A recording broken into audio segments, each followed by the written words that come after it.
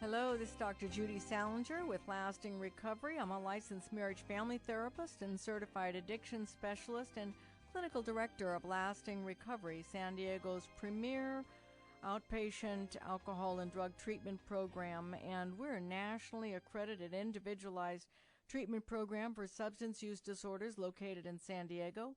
And what makes us different? Well, we incorporate the 12 steps like some other treatment programs.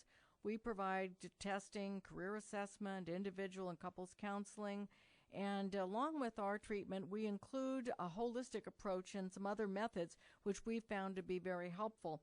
I've been working in the field for over 30 years, and what we find is that the approaches that have been used over a period of time, we take the best and use those with you because we're trying to give you the best service that you can get when you go in for treatment. We all have been doing a lot of just sort of traditional methods of recovery, but many of our staff have years of personal growth experience from their own recoveries, and we'll help you to receive some individualized treatment to help you develop some recovery skills that will help you and your families establish what we call a lasting recovery. We have family group. We've got a lot of different approaches that really are beneficial for families because we recognize that the families had to make an adaptation to the substance use, and we're here to help everyone to try to get on a track of wellness, a track of hope and health. And, we can only help you if that's your decision. And so what I wanted to talk to you today about was we were talking about marijuana use, abuse, and addiction. And, I realize that everyone has free choice. And when we use drugs such as marijuana, starting off with marijuana, going to some of the other drugs and alcohol, we begin losing our choice. And so when we look at the positive experience of it, which might be that, you minimize your emotions and, it seems like it's a little bit less stress, I want you to also be able to see that there are some negative side effects that you're going to be experiencing if you've not already experienced. What we see is that physically, marijuana is associated with frequent respiratory infections, impaired memory and learning, increased heart rate, anxiety, and panic attacks. And that's what, it's the anxiety and panic attacks that can begin the need for people to go to the doctor and get prescription for Xanax, which is very highly addicting, or Valium, or some of the other substances, but Klonopin's another one that people tend to take. So then they've already started to open up the addictive process because of the impairments that they're developing, again, with the impaired memory and learning. And so it really sort of expands and opens up the pathway of addiction. And then marijuana also meets the criteria for an addictive drug, and animal studies have suggested that it can cause physical dependence, and some people report withdrawal symptoms. So, whether it be from, again, alcohol or marijuana, not everyone reports withdrawal symptoms. However, what we're seeing is more and more folks report them with the stronger patches of marijuana that are out there for people. So when someone smokes marijuana regularly, they may have some respiratory problems that smokers do. For example, a daily cough, phlegm production, more important, acute chest illnesses, a heightened risk of lung infections, and really a greater tendency towards obstructed airways. So we talk about cancer of the respiratory tract, and lungs can also be promoted by marijuana smoke because marijuana contains 50% to 75% more carcinogenic hydrocarbons than does tobacco smoke. So, we also talk about the cognitive effects. Again, this becomes your choice because it's your life, and you're the only one that can choose to do it or not do it. And if you feel like you're starting to get addicted, then you need to reach out and grab hold of a lifeline here that can begin pulling you through to choose the process of life. So some of the cognitive effects can be damage to short-term memory, and that seems to occur because the THC that's in the cannabis alters the way in which information is processed by the hippocampus, which is the brain area responsible for memory formation. And in one study, some researchers had compared marijuana smoking and non-smoking 12th graders' scores on a standardized test of verbal and mathematical skills. And although most of the students had really scored equally well in the 4th grade, the heavy marijuana users, those that used marijuana 7 or more times a week, scored significantly lower in 12th grade than those who had not smoked it.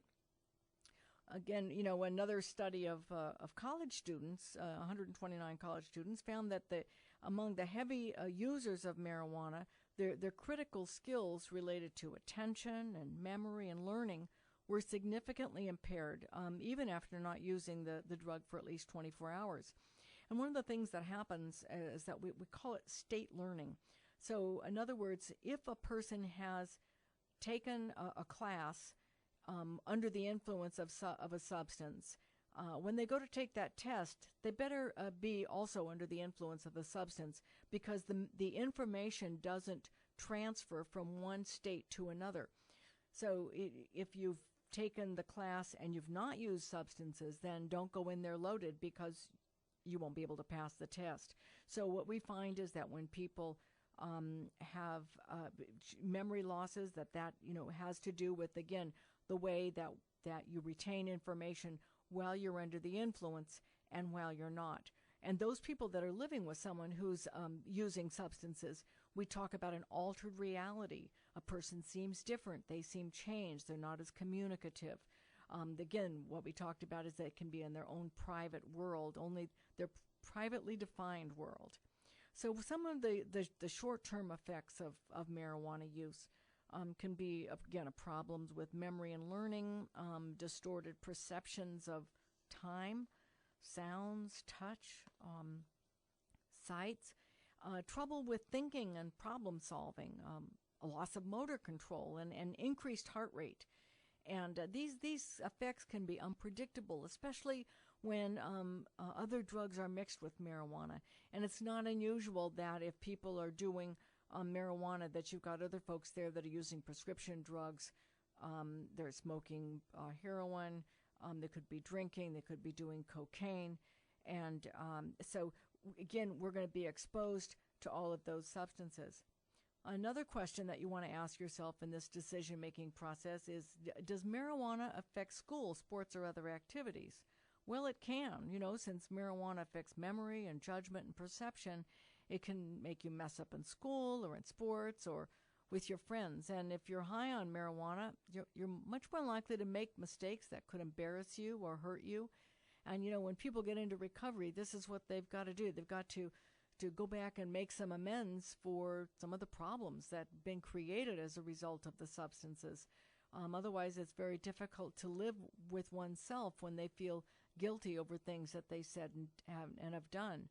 So if you use marijuana a lot, you could start to lose interest in how you look and how you're getting along with school and work. And people make mistakes and in their school, in their testing, and they don't show up for class, or they end up compromising, cheating, because they don't have it done, a project, or not prepared for a test.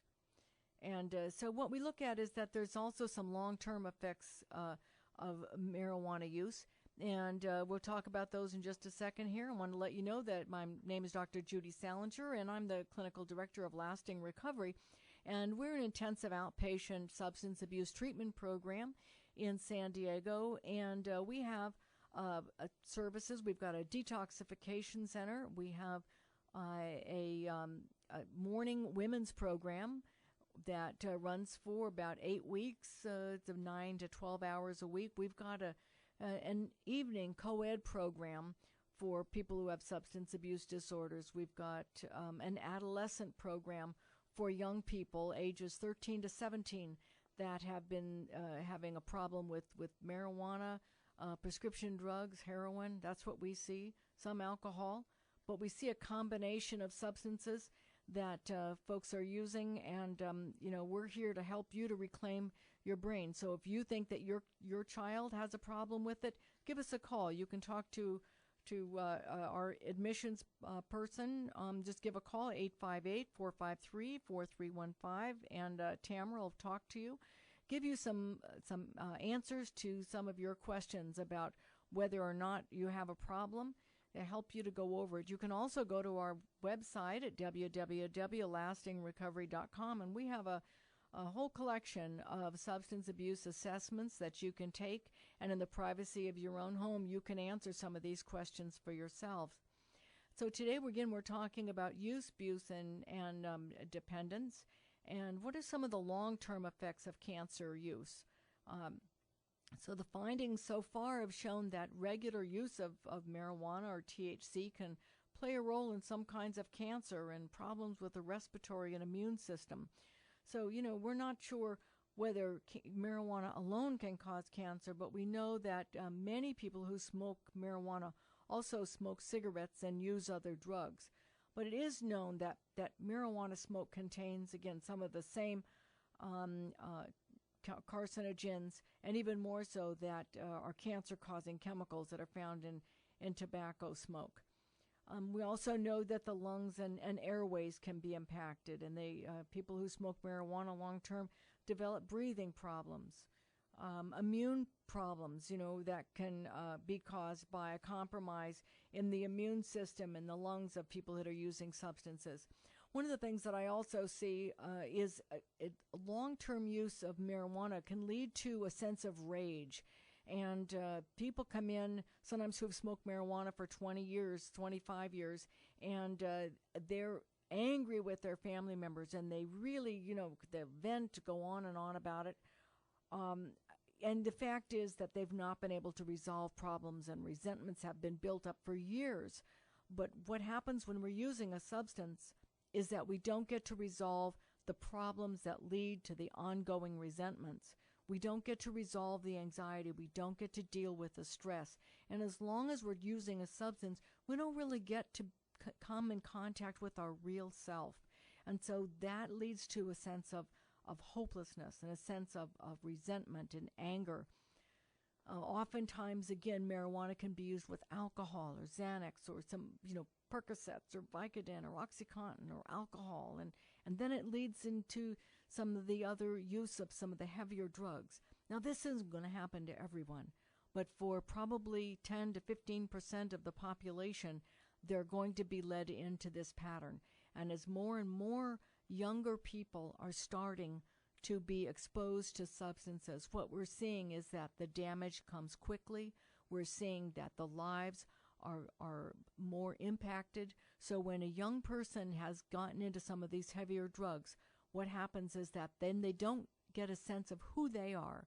So we really have a struggle in our hands with treatment, because we're trying to help people to see that they are more than the drugs. They are more than being drug addicts. They're young people who are bright, who are burgeoning scientists. We see kids who are the artists and are musicians. We see kids who are, upcoming therapists, good managers, but they're damaging themselves. They're damaging their brain with substances, and as a parent, what can you do about it? How can you tell if someone that whether it could be a child, it could be a neighbor, it could be a coworker, how do you know if somebody's been using marijuana? Well, if someone's high on marijuana, they can seem dizzy or having trouble walking. They can have red eyes. They can be a little bit incoherent, not remembering, seem a little bit spaced out. You'll see some signs of depression, some of loss of interest, a flatness that seems to tell you that somebody's not there completely. Something's going on, but they seem to minimize and not being able to really define clearly what the problem is. So again, what we're looking at here today is that, marijuana, can it be a problem? Can it be addicting? Is it one of those problems that you can stop right away? Is it that you can stop at any time you want? And, not necessarily. What we have to look at is that if you've begun to use other substances with the marijuana, then, you can be in a deeper problem and a more severe addiction than if you were just smoking marijuana by itself. And again, some of the questions that I want to ask you today here on Lasting Recovery is, has your use of marijuana caused problems with your memory, your concentration, or your motivation? And when your stash is nearly empty, do you find yourself feeling anxious or worried about how to get more? And does your life revolve around it? You know, you're always thinking about getting it, using it, recovering from it? You know, when it gets to that point, folks, you know, there's a problem, and you can't do it alone. You know, if you take away the substances, what are you going to put in its place? You know, hopefully you'll be able to put in, restore your relationships, you know, get more proactive in your life, get on with the school that you want to do, the work that you want to do, the relationships, and beginning with the relationship with yourself, because that, folks, is what's been compromised. You know, when you're planning your life around marijuana, when you want to grow up and get your marijuana card, you know, or when, you know, you can't wait till you can get one, you got a problem. And, you know, I have many kids come in and they sort of confess, you know, I got a medical marijuana card. His doctor gave it to me, and all I had to do was tell him, you know, that I had ADD. Or someone said, you know, I have asthma. I said, well, do you have asthma? Well, I did once. Somebody thought I had it when I was a kid, and all I had to do was tell the doctor. Again, this is Dr. Judy Saalinger with Lasting Recovery. Thank you so much for being with us today. I want to thank Rick, our engineer, for helping us with this show. And again, if you've got a question about your substance use, you can give us a call at 858-453-4315 or go to LastingRecovery.com. Have a great week.